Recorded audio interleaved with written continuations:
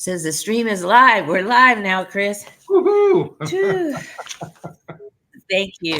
Thank you so nice much to for be agreeing united to with come you on again. today. I love that. I know. It's been several years. You're kind of cutting off for some reason. Am I cutting Can't off? hear you were, but it must be your Wi-Fi because you're a little blurry now. Okay. Let's see what's happening. Let's see if we can't get that fixed. I'm looking to see if they're trying to send me a message. Is it still blurry or It's choppy? better. It's better, and I can hear you better now. So. Okay. Let's see if I see my. It's better now. Somebody's telling me it's better now. We're live. Pat is not here. Oh, she's MIA. How about that? Okay. Well, we're live, and welcome, Chris, to the live Q&A session with the real estate excellent inner circle. And we are so honored to have you here with us today. We're going to go through a series of questions, and you're going to bring us your knowledge, your wisdom, and ideally some good tips for where we're at in the market today. Wonderful. I'd love to do that. And thank you for having me. I appreciate that. Yes, thank you. So Christophe is with Coldwell Banker and has been for many, many years. He is noted as one of the top luxury realtors in the country. And it's an honor to have you. I've been here with you before through Call Tony Real Estate Radio, and here we are again today. Technology is a little different, but for the most part, we are, we're in the same game here. That's right. So let's get it started here. I really want to talk about, your guiding force in the Beverly Hills real estate market over 3 decades now. Wow. Can you share? Yeah, I know, right? I want you to share a little bit, Chris, about what initially drew you into real estate. It was actually a total fluke. My wife now of 33 years, we were dating. Wow. I was 18, and I was a fashion model at that particular time. So I was traveling quite a bit, 2-3 months at a time in foreign countries. And I don't think she liked me hanging out with models all the time, out late at night, having fun around the world. So I got back from a 3-month trip to Europe, and we're sitting and talking, and she says, "You need a more stable job." And, I was 18 years old. And I said, "Well, what did you have in mind?" She says, "How about real estate?" So as a young 18-year-old, I thought, I can be my own boss. I can drive a fancy car. I can show pretty houses and make a lot of money. I didn't realize or understand what's involved in real estate. So I took a home study course. I remember laying on the beach in Saint-Tropez at the Club 5 reading my study books, came home, took my test, passed immediately, and got my license, and I started working. So it was just a suggestion from her that took, and I thought it was a great business for me, and I've been there ever since. Yeah. Wow. So you actually developed a passion for it. It's kind of interesting coming through the fashion business. That was one of the things that I took note of, that you're very stylish and very, very well, presented. And thank you. More importantly, you really knew how to work with your clients and high-end clients. So thank you for sharing that. Now you've got a client-centric service approach, and that was one of the things that I knew from years ago when I interviewed you before. Yes. You really took client services to another level. And let's just talk about that and what motivated you to really look at it from a different perspective, a high-end perspective. Well, first of all, my first job was at John Douglas Company. You remember that company back in the day? And I remember I was 18 years old at our first holiday party in John Douglas. Our president, I said to him, "What advice would you give me as an 18-year-old young guy starting out in real estate?" He said, always do the right thing and take care of your clients. So I was kind of raised that way anyways. So it made natural sense to me. And the bottom line is, if we don't take care of our clients, we're not going to have any business. And, we have to create such a wonderful experience that they want to keep coming back to you over and over and over again. And let's face it, in real estate, there can be a lot of challenges and bumps in the road on any deal. I don't care if it's an all cash deal at a big price or a small first time buyer deal. There's always challenges. And it's our job to help navigate that, help keep our clients calm and keep them focused on the end goal. And so I always thought, okay, who is the client? And if I was them in this particular situation, and I think about who they are, what the situation is, if they have a family or they have a job or whatever stress, and I try to forecast and prepare for the potential stress and try to take it away from them. Yeah, your internet is, mine is fine, but your internet is a little bit off. Can you hear me?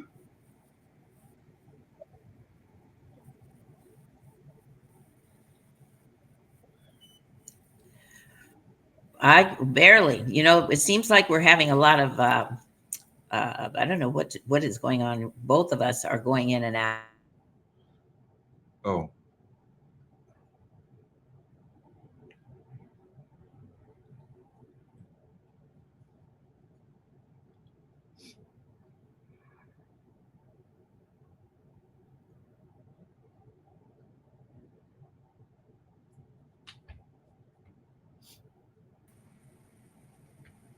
You're back.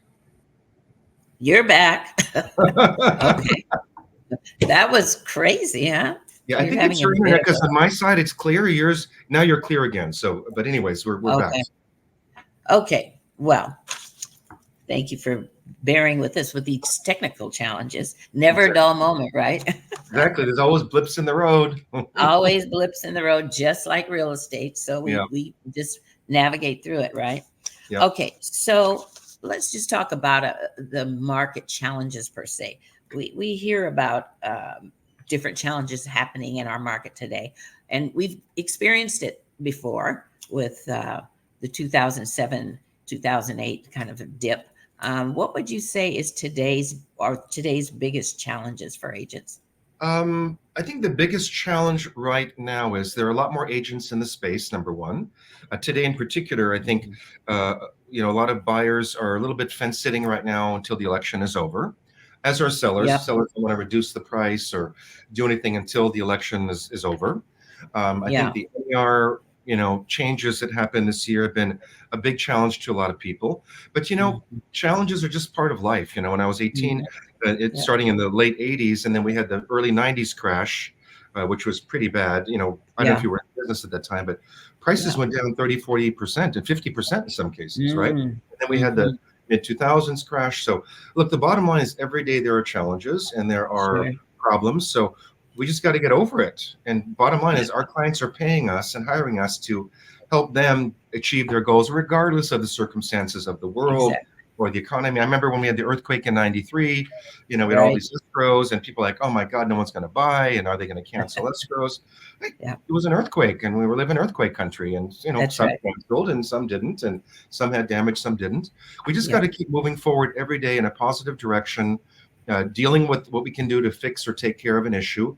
And if not, we let it go and move on to the next one. That's right. Yeah. You're absolutely right. And I found that true to be in all industries. You're always going to have blips in the road, and you're always going to have challenges. And a lot of time those challenges are exactly what brings you to opportunities. Absolutely. That's when I remember my business just really took off when we were in the crash, and a lot of people were having challenges, not just clients, but agents. And, I took the opportunity at that time to just lean into it and help as many people get through the crisis as possible. Exactly. And, when we had the pandemic, we dealt with that and everyone thought we were going to crash then, but we didn't. I remember doing videos pretty often once the pandemic started. I truly believed the market was going to be fine. So I kept doing videos, and it was a bit scary because I could be saying everything's going to be fine. I think the market's going to improve. Prices are going to go up. But that was putting myself on a limb because really none of us really know what's going to happen. Right. Right. So, but I always believe in that kind of thing. And, we all have challenges. I remember one year, this is before the crash of 2007. I think it was 2006. I'd gone 4 months without a closing. I mean, 4 months. When you're in business and you've got listings or not so many listings, and, every month our expenses are the same, right? Our mortgages, our everything. But then, 1 month, 2 month, 3 month, 4 months, your bank account goes down to like nothing. And I'm like, exactly. What am I gonna do? But luckily, my wife was supportive. My coach, Tom Ferry, was supportive. And I remember saying to Tom and my wife, I've been working for 4 months, every day making my calls, coming to the office, and nothing's happening. I said, I might as well have just stayed home and not work for 4 months. It's like, no. You put the energy out there and it'll come back. So it was literally 4 months without a closing. And I remember it so well. I felt like I was, what a vortex is, like those downward spirals. Sure. I felt like I was in a vortex going down a dark tunnel. But I came to work every day, did my affirmations every morning, my goals, setting, all that stuff. And magically, and at this point, my highest sale price was like $5.5 million at that point in my career in 2006. I was at the office on a Sunday morning at 8 o'clock, and cell phones weren't really the thing in those days. I mean, I think I had a cell phone, but that was 20 years ago. There were no iPhones in those days. Right, exactly. And I picked up my office phone, it rang, and it was a friend of ours. It had one of the most beautiful houses in LA. It was the wife. I said, oh, gosh, Robin, what's going on? She said, well, Steve and I are planning to sell the house. We're moving out of the country, and we want to meet you tomorrow morning. Wow. And I went to the house, and I knew it was a major, major house. So I called up my wife, and I said, honey, I said, Robin and Steve called me. They want me to come meet them tomorrow morning to talk about selling the house. So I said, I need to take some time today to really prepare my presentation. He had been the CEO of a big company, which he sold for hundreds of millions of dollars back in those days. And even though I was mentally and psychologically prepared, I knew the comps. I wanted to have a presentation that would support him in case I needed to. So I spent 8 hours that day preparing that presentation. 8 hours. Made it perfect. So I went to meet him the next morning at 8 o'clock. I'd been to the house. I just sat with him in the entry. It was almost like a lobby. This was a 15,000 square foot house in Beverly Hills. And sitting in the entryway, I call it the lobby. And I used my scripts. I said, Steve, do you absolutely have to sell this home? He says, well, yes, we're planning to move out of the country. I said, great. I said, are you willing to price the home to sell? He says, what price? I said, well, it's worth 22 to 23 million. He says, what price do you want to list it for? I said, 26.5 million. He says, no, I want to list it for 30 million. I said, well, if I sell this house in the next 30 to 60 days, is that okay? He says, no, it was October. He says, the kids are not we're going to finish the kids' school year, and we're not leaving till July. I said, great. And I said, do you want me to handle the sale for you? He says, of course, that's what you're here for. And he says, what's the commission? And in those days, we didn't even have win forms. I had a typed up on the typewriter, and I had the guts, and I wrote in there 6%. And I smiled. I said, it's 6%. And he looks at me and he says, I'm only paying you $1 million to sell this house. So I'd already done the calculations in my head, right? So I scratched out the 6%, and I wrote $1 million. So I listed the property, and then all of a sudden I've got this $30 million listing with very little cash to promote it, right? Which costs a lot of, and in those days, I mean, today that house would be worth 65 million-ish, around there, maybe 65. So I said, I didn't know what to do. So I called my company. They supported me and paid for a lot of the expenses of marketing the house.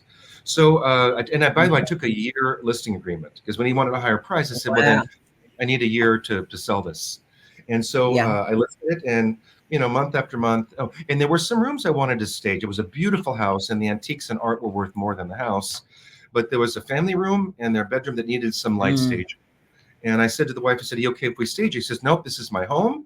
I don't want to do anything. I'm leaving it as it is. So fine. So in July, before they were leaving, I get a phone call from the wife. It says, Christophe, Steve wants to know, would you and your wife be willing to live in the house while it's for sale when we leave? I said, well, I don't know. I said, it's a big house. We got our house. And so let me talk to my wife. I called my wife and I said, Steve and Robin have asked us if we can live in it. She says, yes, I want to do that. So we ended up living in that house for July, August, September, October, November, for 6 months. We did bring our own artwork, a lot of our personal items. I mean, it was our home for 6 months. And we did a lot of parties and events to promote the house. And December of that year, then it was a couple of days before Christmas, we closed escrow for $22.5 million. And so the story behind that is, when you're in a vortex, keep doing what you got to do. Don't worry about the outcome. Eventually it will come. And I do believe in magic and miracles. One of my quotes is, I believe in magic and miracles and love and hope every day. And those magic and miracles occur. They absolutely do. So if people are watching, if you go through a challenging time, it's just temporary. It's temporary. If you focus on the negativity and the worries and the fears, that's what you're going to create in your life. Yeah, that's what you're going to attract. What you want, then that will magically come to. So that was a little story of being persistent and all that. That was a great story, Chris. Listen, what you speak, you create, and what you think, you create. So, I know it sounds cliche. You and I both know this is real. And when what you focus on expands. Yeah. And it's so important. I mean, you've got to know that you have the universe working with you. Yes. And we're not running it. A lot of times we think we're running it. I'm sure you know the book, and you read it like I do. When I was young, I was probably 15. So when I was young, I didn't have a lot of money. I was working 4 or 5 jobs. I cleaned apartments. I worked at the Hollywood Bowl. I was a valet parker. I worked at Dupar's restaurant as a cashier. I did all sorts of jobs. So, what was I going to say about that? So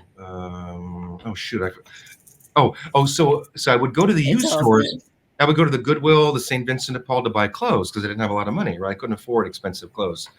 And I would find great books. I found 2 books. One was As a Man Thinketh by James Allen, which is all about, what you think about comes about, and a book by Catherine Ponder called The Power of Prosperous Thinking. So those 2 books I read incessantly, and I just basically made them. Say the name of that book again. You're for some reason the streaming is low. Okay. As a Man Thinketh by James Allen. That's it. Yep. And then the other book was The Power of Prosperity or Power of Prosperous Thinking by Catherine Ponder. Any book by Catherine Ponder is great. So absolutely. Yeah. And I still have those books. Yeah. Well, we've been on the same page for years. It's with those various authors.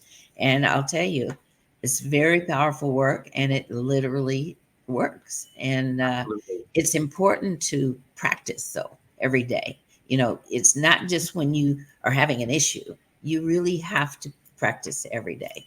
Yeah. And I do my affirmations every single morning. I do my 10-10-10 every single morning. I do my meditations every night. Wow. I mean, of course, there's a day here and there where I skip it, but generally it's a habit. And anything that you do after 90 days becomes part of you. So exactly. Absolutely. Well, I know that we've been on the same page with that for years. We've also been on the same page from a stylistic perspective. I used to I still do admire all your cool jewelry and your cool stuff. And it's all energy, isn't it?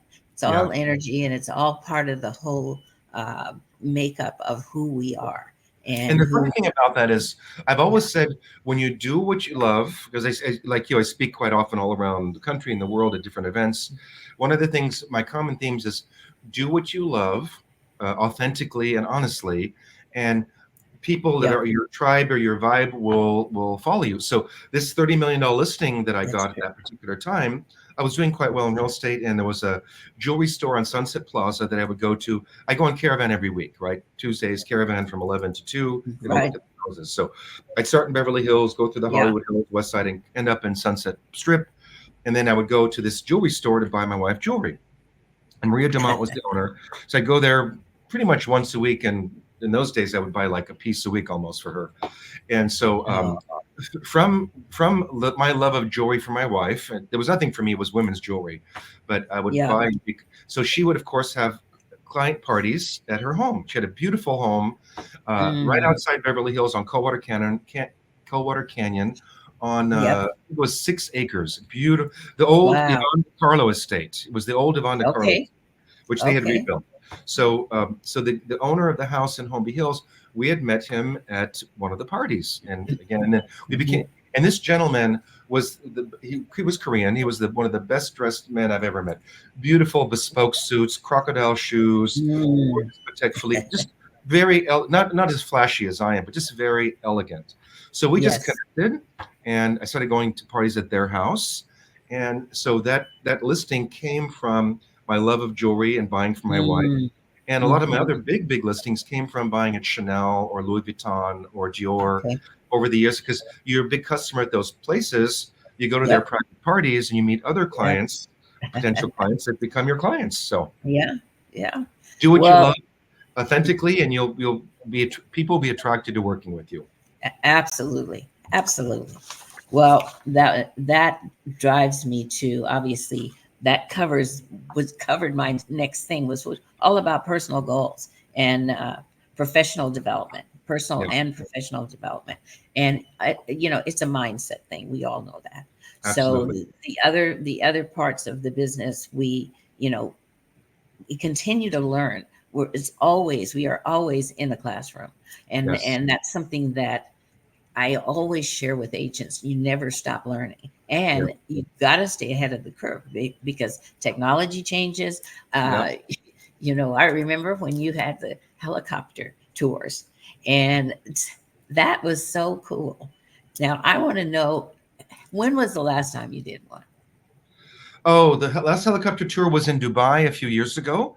I went to Yeah. Dubai for some parties, and but I also spent a couple days speaking at the offices in Dubai and Mhm. learning about real estate in Dubai because I just look, it's Mm, grown and grown, but I just knew that's a place that a lot of my friends and clients would potentially want to buy and invest in. So that was my yep. last helicopter tour was in Dubai. But I remember that helicopter tour. That was in 2006 or 2007.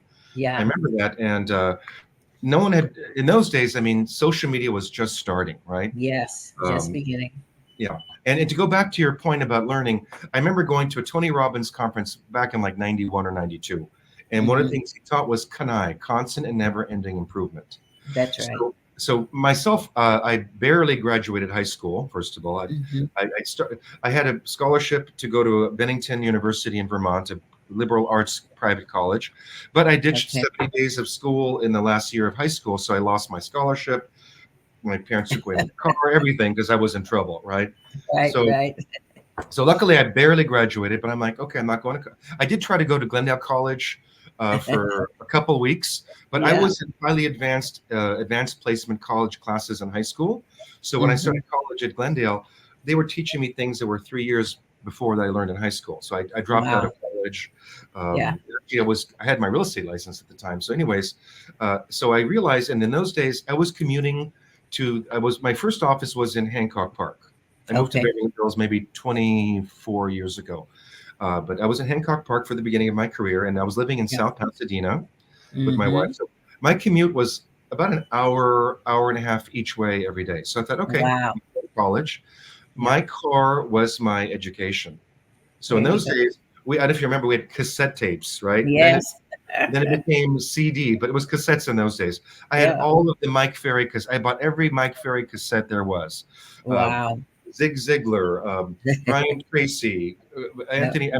I have literally boxes in my garage I got to throw away of every. So literally, I had 2 to 3 hours of college education every single day in my car. I didn't listen to the radio or Hmm. music. I just simply immersed myself in learning everything I could about everything, and Yeah. mostly mindset. Mostly mindset.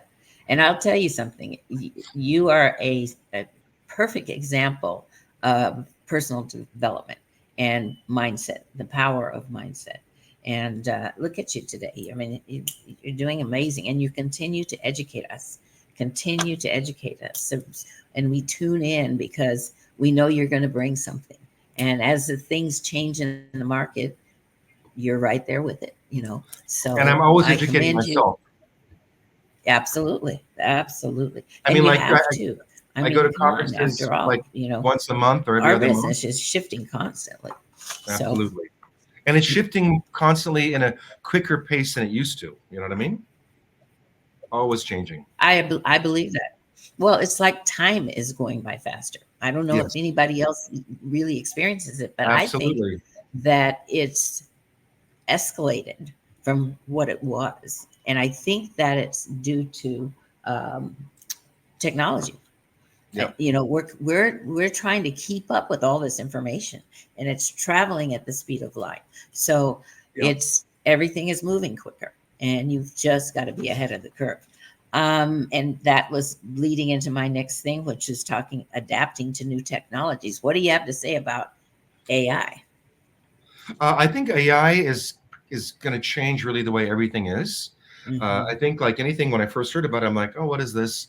But I always, at first I may not understand it or know it or believe it, but I study it and I use it. So I've been using AI. I think AI has a lot of valuable aspects to it.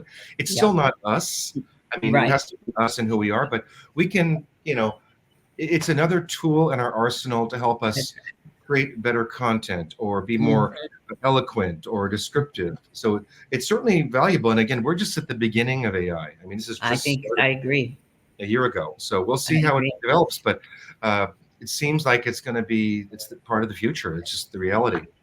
It's here to stay. Yeah. It really is. And to me, it reminds me of when computers came into play. I don't know if you remember when it used to be called the superhighway, Yes. and we had no idea what that we couldn't do anything without a computer today.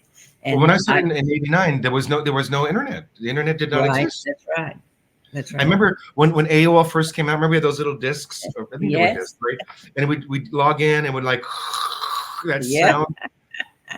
Look, it's and it's crazy. it's not just adapting to what's happening now. It's not foreseeing the future, but I go to enough conferences and events where I look at other experts that's what they study and know. So I'm like, oh wow, this is changing. That's changing. Hmm. I mean, Hmm. Gary Vaynerchuk, Gary Vaynerchuk. He's the Yeah. one who started me really on social media. We were at a Tom Ferry conference in 2007, I think it was, in the Palm Desert, and an elite group of the top members of Tom Ferry coaching. And I remember Yeah. Gary talking about, um, you know, Google had just purchased YouTube. And he says, you need to be Oh on yeah. social media platforms and you need to start doing videos because if you do videos, you're going to start getting placed up higher in the search results of Google. So Hmm. that made sense to me because at that time before that, I mean, I had a website, of course, since the internet came out, but I would have to do a blog, right? I'd go to a party or an event or a house, take photos with a Yeah. camera, not even with a phone, it was a camera, upload them, download them, write Yeah. I'm not a writer, so I'd have to write an article, which I was not good at. It would take me 2-3 hours to do that, right? One post. Sure. Yeah. So when he said do videos, I thought, oh, this is turn on a camera, I can talk, no issue. I'm a Leo, so that's easy for me. So that afternoon, he said at the meeting, he said, Christophe, you're Mr. Beverly Hills, your lifestyles are the rich and famous. You got to Hmm. start doing videos and be a DJ for content in your community. It's exactly what he said. So that Mm. afternoon at 5:30 in Palm Desert, I got in my car. I went to Best Buy or Good Guys or one of those Yeah. electronic stores. I Yeah. bought a flip. Remember the flip cams? Flip cam. Yes. I bought a flip camera. I bought a tripod, and I Wow. did my first video on the balcony of the hotel that afternoon with my assistant. And I said, Wow. "What the heck am I doing here in 118 degrees in Palm Desert in the middle of August? Uh, where Oh it's my hotter than heck." I said, "I'm here to learn, grow," and so that was my first video. So I Wow. will always listen and learn, and I will take on things that work for me. So video Yeah. was an automatic, natural thing, and I did my first video on YouTube that day and created a YouTube channel. Also, he said go on social media, which I was not on anything, but I started. Hmm. He said something also that was great. He says between 8 o'clock in the morning till 8 o'clock at night, you're working in your business. That's From right. 8 o'clock at night till midnight, you work on your business. So I'd Uh-huh. work in the day, come back home after work, and I'd be like, okay, today, Facebook, let me go on Facebook, let me create an account, let me put some Mm. photos, let's see what the platform is. LinkedIn. And Wow. back in those days, there was no Instagram. There was, so Yeah. I took on one chunk a day. Okay, I figured, okay, every day, Facebook Yep. today, LinkedIn tomorrow, whatever. I think Twitter was around then. I think so. Hmm. I'm always learning and I'm always trying. If it doesn't work, it doesn't work, and I don't do it. Right. There you go. There you go. That's awesome. Chris, it's been so amazing having you back. I say having you back because I feel like we've we've had that connection, and I really appreciate you. I We love. connected right away, and that's why when we Yes, first started we the call, I did. said, and I'm not a singer, reunited, and it feels so good. That's so funny. That is, who was that artist? That was, uh, Oh, shoot. God, it's at the tip of my tongue. Look, I I like all should the know. I old was 70s and 80s dealing. music, right? Was it, oh, Yep. shoot, Yeah. reunited? So I've got a question here. Somebody's popped up. What advice would you give to new agents about developing a resilient mindset in the face of rejection or setbacks? Okay, so great question, by the way. Thank you, Jason. So first of all, do you want to live in the rejection and the setbacks, or live in your future and who you want to be? So number one, if you're not doing it, you got to do affirmations every single morning. Number one. Number two, you need to write down your goals every single day, right? And spend 15, 20 Wow, minutes in the morning focusing on what you want, not what's happening. That's a very, very important that's factor. right. But you have to focus on where you want to go and what you're going to do. Another exercise that I do that's been very helpful is it's called 10, 10, 10. You write down the 10 things that Hmm. are bothering you or worrying you. You have to write them down. Write down the 10 things that you want to achieve and your goals. And then you write Hmm. down the 10 things that you want to feel today. Like, what is it you want to feel? And I remember when Tom Ferry first taught me that, I thought, why would I want to write down the things that are bothering me? So that's like negative Mm, reinforcement, right? But right. when I talked to Tom, I says, well, you're getting it out of your head and on paper Yep. and you're releasing it. And I remember That's right. years and years ago, Tony Robbins taught, like when you have a stressful situation or a problem, he says, you take it. He says, you take a little box, you put the fear, the worry, the situation. If you can't fix it right now, just take a mental box, take 20 Yep. seconds, put it in the box. And let me put this, my worries, fears, and things, let me put it down over here for right now. And let me Mm, focus on what I can do. And that's, hmm. I still use that technique today. So again, affirmations, write down the 10 10 10. Yep. Meditation is very good at the end. Look, how you start your day and how you end your day is how you are. So at night, look, Right. I'm not so good at just regular meditation, like in silence. That's hard for me. So I do guided meditations. And Nice. I've been doing them for many, many, many, many years, and they're all guided. And I can't believe I forget her name right now. Let me just take a look. Uh, Kelly Howell, Oh K yeah. Lly Howell. I'm sure you know her. So she's been Hmm. doing this for probably 25 years. So I do Wow. all of her guided meditations, and they also have embedded subliminal things in the in Hmm. the in the things you listen to. So Yep. that I do every single night. And there's some you can just listen to for 30 minutes and pay attention to. There are others you can listen to as you're falling asleep, and it gives you the Hmm. subliminal messages. So I'm always Right. putting good stuff in my mind, and I don't watch the news. I don't watch anything negative There in the you news. go. No CNN, which is called constant negative news, right? I just don't watch the news. I Yes, just don't watch it. for sure. Especially today, if anything serious is going to happen or is happening, you're going to find out of it on social media. So I don't need to watch the Yep. news. Yeah, Yeah. Yeah. I'm ditto on that big time. The news is toxic, and absolutely, it's designed to install a lot of fear, absolutely. and it's intentional so that they can control the masses. Okay. So if you Yeah. are watching that, you're going to be infected with it without question. That's a whole And conversation about controlling the masses. You and I know that, Tony. Jason, yeah, thank you for the question. That was a great question, by the way. that So was thank a question. That was a great question. Thank you. And there's another question here. Gerald Tolentino, how did you initially identify your niche in the luxury real estate market? And what strategies helped you establish yourself as a top agent in that area? that's another great question. Thank you, Gerald. So first of all, when I started out, I was not in luxury. I was in Hancock Park. My first, this is a funny story. My first year in real estate. Well, first of all, when I turned 18, I was living in Los Feliz at my parents' house, and there Okay. was a John Douglas office literally 8 blocks from our house. So I went to interview at that office. I forget the name of the manager. But anyways, I went to interview with her, and she said, "What are your goals?" I said, "I want to make $1 million a year and drive a Rolls Royce." And she said, I don't think you're the right fit for the office. So I was kind of devastated, because I'm like, why wouldn't they hire me? So anyways, I brushed myself off quickly, and I'm like, okay, what's the next closest office? It was Hancock Park. I went to Hancock Park. I interviewed with the manager, Joe Love, who I'm still friends with now, 33 years later, or 34 years later. And she interviewed me. She says she hired me. So I went to the office every day. I did floor. We had floor time in those days. Floor desk. Yes. Up Yes. calls. I did that maybe 5-6 times a week. I'd sit there for in those days, you had to sit at the front desk and just wait for calls. But nothing ever came of that. And I had no listings. So I was doing 2 open houses a week. Nothing happened. My first listing, the first year, was a $43,000 co-op. I don't even know how I got that one. And I sold it. And my commission was $1,735. That was my total take-home commission. Wow. So I basically So after about a year or so, the manager called me in the office and she says, "Christophe, you've been here for a year. You've only done 1 transaction. You have 90 days, or we're going to have to ask you to leave the office." So I was like, "Oh, I cannot believe this, right?" I'm doing 2 open houses a week. I'm doing floors, and nothing's happening. 3 weeks into starting, I got a floor call. Met the guy. It was a $1.6 million house, which was huge in those days, right? And sure.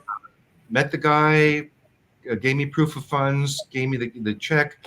With my training director, we went to meet the seller in Beverly Hills, got the offer accepted. Turns out the guy was a fake check, scam fake. So I was like, oh wow, devastated. So anyways, that was what it was. So after that, I learned how to prospect, and I started prospecting and calling. So Gerald, and to answer your question, the beginning of my career, my price range was like 200, 150, 250. When I left Hancock Park to go to Beverly Hills, I think my average price point was, I think 282,000 was my average sale. But in those days, I was doing like 60, 65 sales. I mean, I was busting my butt because I learned how to prospect. I literally got on the phone for 3 hours every single day, calling expired things and for sale buyers. That's all I did for 16 years. So that's how I started. But it wasn't luxury. It was just anything and everything in my area. How the luxury started was, this was 1993, the year we got married. I think I'd made $280,000 that year, which was a lot of money in 1993, right? And I always believed live luxury, be luxury. So I thought, okay, I want to go on our honeymoon cruise with my wife. We want to go on a cruise, right? So we booked the Crystal Harmony 2-week cruise, a week in Rome and a week in Venice. Wow. And that trip cost a quarter of my gross income. Gross income, not net income, gross. But I didn't know the difference in those days. So went on this cruise. It was 1,200 passengers. But I always say, do what you love, as I said earlier. Right. And for your dreams. So we're on this cruise, and one of the sea days, we're laying by the pool. This couple sitting next to us, Susan and her husband, and we started chatting. And lo and behold, guess what? I was not in Beverly Hills yet. They were from Beverly Hills. The only passengers from Beverly Hills on this. Somehow the universe sat us together at the pool. We became friends. And I was in Hancock Park, and she called me. I just moved to Beverly Hills, actually, my office. And she called me and says, a friend of mine wants to, they have a 24-unit condo building they built in Beverly Hills, but they don't want to sell it. They want to lease it. So I met the owners, a very wealthy Indonesian family, but they were 24 units. I got the exclusive listing to lease all the units. And in those days, they were like $3,800 to $6,000 a month, which was a lot of money. Yeah. So I would lease unit after unit after unit, and made a couple $100,000 a year just from leases. It was a lot of work, but that got me actually from that lease building. I mean, just one. Let me not go through all the details, but basically that meeting on the cruise with that couple and what developed from that initial listing has brought me about $2.8 million in income over the last 33 years. Wow. Wow. But I took the leap of faith of spending money to make money. Yes. And I knew in my mind, I didn't know how. I just thought, okay, I'm going to spend this huge amount of money to go on this cruise and this trip to Europe. But I knew somehow it would come back to me. Oh, absolutely. Absolutely. And see, again, your mindset and it's action. We have to take action. Action, absolutely, Tony. Have That's to take, the universe does not understand anything, uh, not specific. You have to have a clarity and you have to take action. So, yeah, we have another question here. Are there specific trends or shifts that you've noticed in luxury real estate that agents need to pay attention to if they want to succeed in this space? I would say just first, I don't worry about those things too much, Jason. I mean, Mhm. whatever the shifts are, I mean, I learn about it. I know what's going on. I think there are more agents in the space nowadays, and now with social media, every agent in the world says, I look at their Instagram profiles. I'm a what do they call it? I'm an influencer, or I'm a Yeah. rock star, or whatever. I mean, Uh-huh. okay, and you got 200 followers. Yeah, okay. So, I mean, there's a lot more noise. Look, when I started doing videos 20 some years ago, no agents were doing videos. Right. Now a lot of agents are doing videos. So Yeah. the space is more crowded. So you're lesser in the space because there's too much stuff going on. So Hmm. you have to just pay attention. I mean, AI is another important factor. Yeah. But I think even though AI is there and there's more social media space, back to basics, calling your Yep. past clients in sphere, calling expired listings, excuse me, for sale by owners. Yep. Just do the basics never change. The basics never Never change. change. Yeah. You know, this has been so inspiring because, we've watched you over the years and you've been consistent and you've been positive and you're constantly taking action. But more importantly, you're teaching us. You're always educating and you're always being educated. So, those are the constants, those are the consistencies that I would say agents should pay close attention to. Yeah. Um, I'm mindful of our time. Yeah. Well, we're And I good. never share negative things. I don't share negative That's things. Don't right. ever share your religion or politics on That's social right. media. Uh, I don't like or comment on anything political, because you start doing that, you're gonna alienate 50% of your business. Your That's right. personal religious beliefs or your personal, um, you know, uh, uh, um, political beliefs are yours. You don't need to Yeah, share that with the world.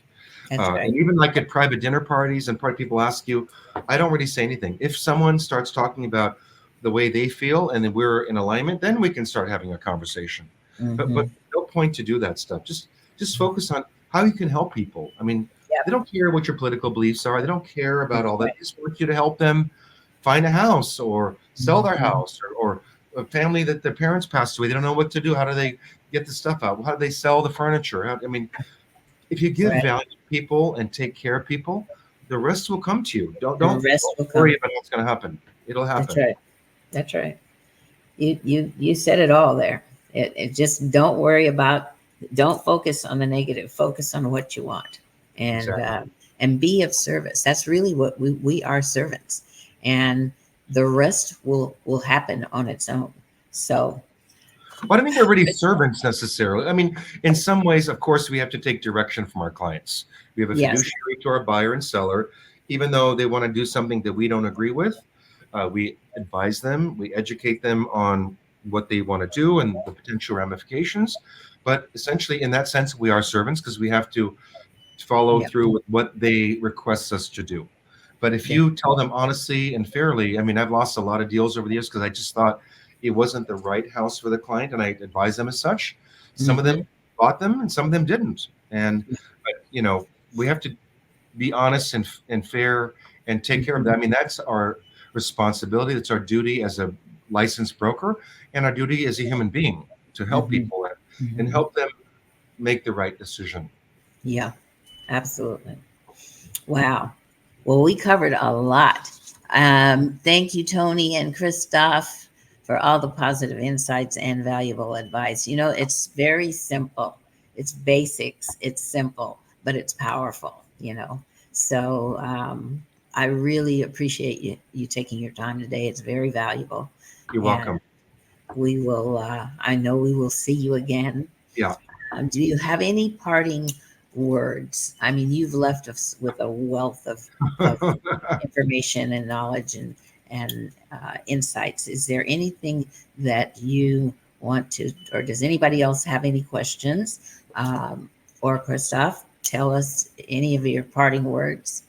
Let me share this. I think don't beat yourself up. I know myself, I was raised in a way that my mom and dad got divorced when I was 3. I didn't know my father. My stepfather and I were like oil and water. We never really connected in a lot of ways.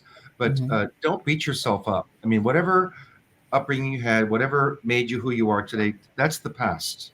So just keep focusing on who you want to be, not who you think you are based on the past. But look, I'm the first one to always be like, oh, I did this wrong, I did that wrong, which it's good to acknowledge where you are, but not live in that negativity again. Yep. Okay, I did this wrong. Okay, I made a mistake. I'm a human being. We're all human beings. So brush it off and let's make sure I don't do that again. So love yourself, be kind to yourself, because if you don't love yourself and you're not kind to yourself, you can't help anybody else. That's right. That's right. That's a powerful, powerful statement and lesson. If you don't love yourself, you can't help anybody else. Yeah. And that's so, so very true. Well, thank you, Christophe. Thank you for your time today. We really appreciate it. Tony, always a pleasure. And you have to have lunch soon. Yeah, we do. We really do. And I know you know the perfect spot. Beverly Hills and have a nice lunch. That's right. Thanks for tuning in to our Real Estate and Mindset YouTube channel. We hope you found today's episode informative and inspiring. Don't forget to subscribe and hit the notification bell so you never miss an update. And remember, the key to success. Thank you for joining the Real Estate Excellence Inner Circle exclusive live Q&A session. I hope today's insights have enriched your understanding and sparked new ideas. Don't forget to like, comment, and subscribe for more empowering real estate content. I want you to keep striving for excellence in your real estate endeavors. And until next time, we'll see you again soon. Stay powerful, stay focused, stay connected. Ciao for now.